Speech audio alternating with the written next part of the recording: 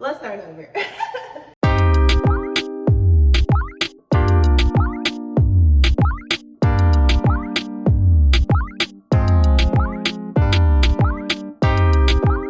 What is up, you guys? It's your girl NaturallyNay back at it again with another freaking video. How are y'all doing today?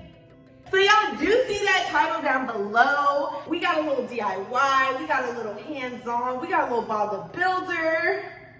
So I have an IKEA Kallax shelf, I believe. I've had this shelf since I was probably 10, 9 even. I really don't know. I've had this shelf for a while. I needed something that was more modern, more chic. I bought my own house. It's giving adult. But I did want to keep this shelf because I've had this shelf for like a long time. Y'all probably saw them in the background of my other videos when I was first starting out. So it was time for me to switch it up and make this thing as modern as possible on a budget. Now, I have seen a lot of inspo on this piece and what I wanted to do. I knew I wanted black or dark cabinetry. So I decided to basically go hands-on and do it myself. But yes, I'm gonna just do a whole run through for you guys of how I did this if you guys wanted to. And please like, comment, share, and subscribe to this video and hit the bell above, because when I tell y'all this took forever,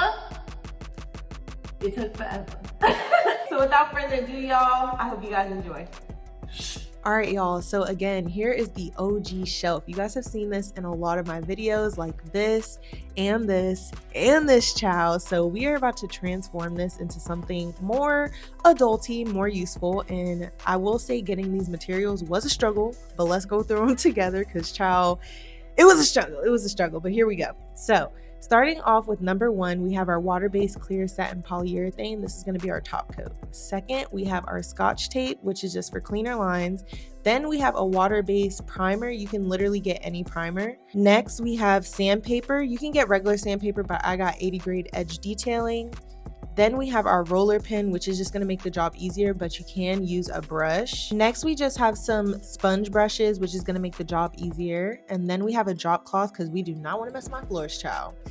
Then we got some paint. Any paint will do. I got it in satin, but this is just leftover paint that I had from doing my house, and I got it in black. Next, you're going to want an angled brush. I noticed this worked way better than a straight brush. And then you're going to want the strongest glue you can find, unless you guys are going to invest in a nail gun.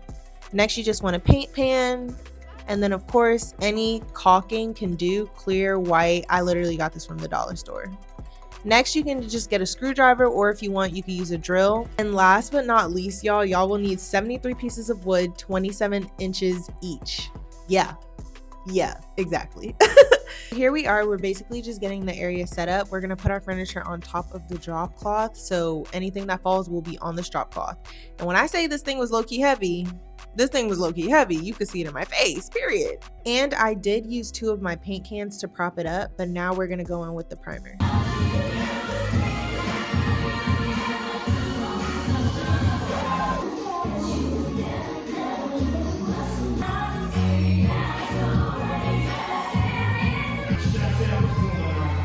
So while I'm jamming out, y'all, I just wanted to let you guys know you want to get everywhere primed. The cubicles, the walls, like any surface space needs to be primed, even the top of the unit, because we're going to paint it all right?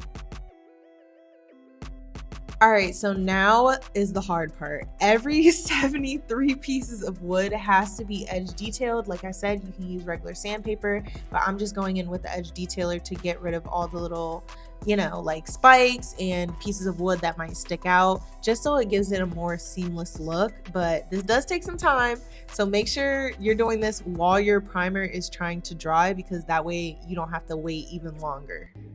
Second coat, okay? So like I said, this is me going in with the second coat. I actually think I researched this. Putting a second coat will really make the top layer pop. So here I am just going in just like I did the first time, every single board, every nook and cranny, like even the crevices, which I'll show you in a bit.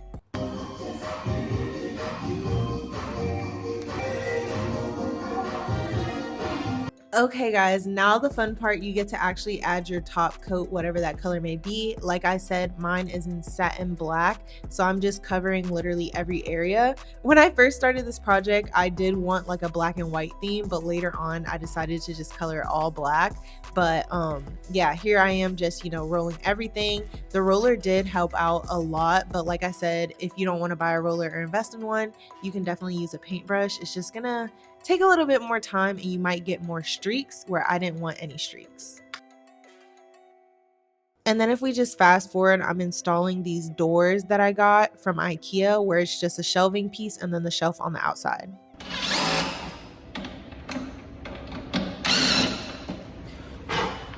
When I tell y'all these coveys have been a pain in my booty, I don't know if it's me and I'm weak or something, but as soon as I push, they lift back in, and then the screws don't want to screw because I already screwed it in that hole. So I've been having to use all these little makeshift screws that I got over here. But the good thing is that they're black, but still, it's like, come on, man.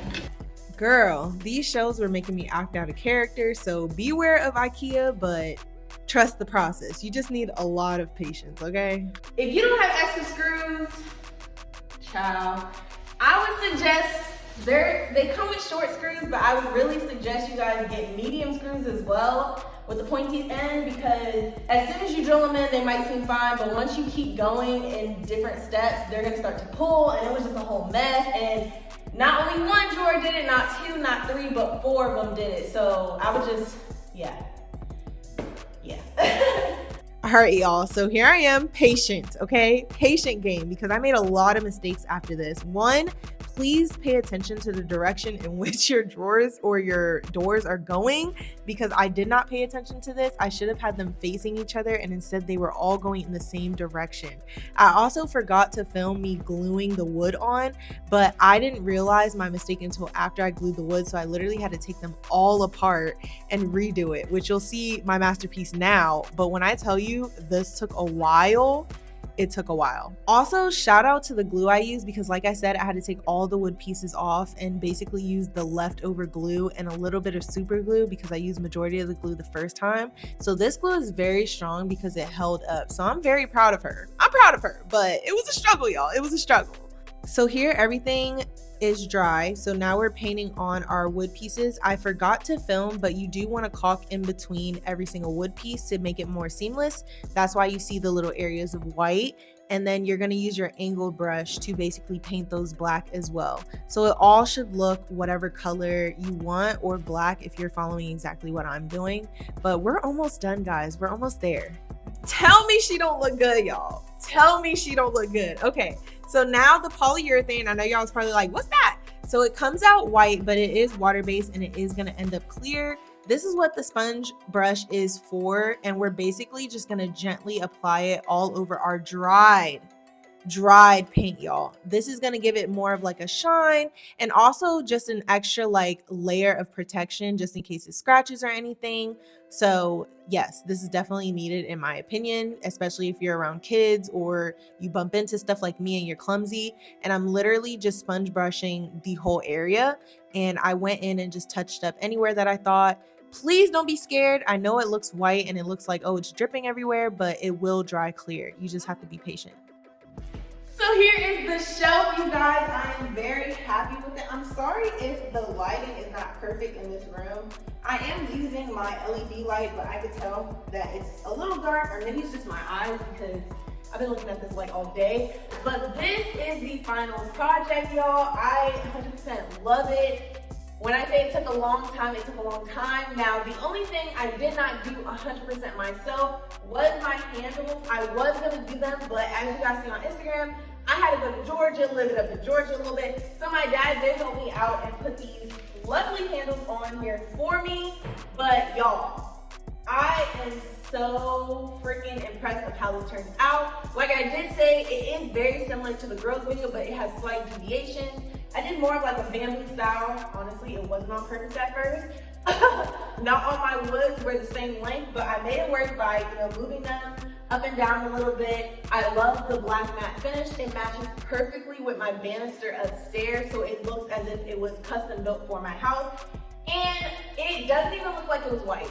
Like, there are little imperfections, but honestly, it looks like a modern, rustic, vintage type look. Like, you want them imperfections. You don't want it to be perfect polished. Like, it looks dope. The legs were a great touch. Love the legs. It's very nice, guys. Like, I have a lot of storage in here. And of course, like, you can see the wood on the back end. I did not paint that black. I could if I really wanted to, but girl, y'all, I was tired when I finished this. But overall, I love how it came out. I love the finish of it. I love how secure it is. I love that it has so much storage. I wanted to move closer so you guys could see all the glory of this shelf, y'all. I'm so in love. I am so freaking in love. But that is really all I have for you guys. This project really showed me that you can literally do whatever you put your mind to, because not by myself, y'all. The only time I had help was when I had to lift this bad boy up. And the handles, as I said, my dad did these. But other than that, your girl did these 72 pieces of wood by herself. I had to glue these by hand. And of course, if you guys did want an update of like a month down the line, 2 months down the line, of course if it started, you know, breaking up, I'll definitely give you guys an update. So I'm very excited, y'all, and I hope you guys like this video. If Bob the Builder comes back out, y'all, I will let you know, okay? Because I'm a little tired, and this took a long time. Busy girl schedule, it took 3 days, but honestly, if I wanted to, I could knock this out in 2 days. It's really the painting that you really have to let sit and dry, especially if you have limited resources, you don't have a way of drying it faster, you're not putting it outside. This was all indoors. It was just drying time that took forever. So along with me going to work, me traveling, there was a lot going on. So for me, even with all that going on, it took me 3 days. But I want to say this project is a solid 2-day process. Is it worth it? 100%. I saved $150 the least, and I saved $400 at the most, working $400, $500, working on this project myself instead of just buying the furniture. So I'm very happy about that, guys. But if you guys have anything else to say or any comments, definitely leave them down below. Please like, comment, share, and subscribe to this video. And hit the bell at the top so you guys get notified every time I post a new video. And as you guys already know, it's your girl, NaturallyNay. Remember to go slick and pray. And remember to have a great Bob the Builder freaking day, all right? Peace out, y'all.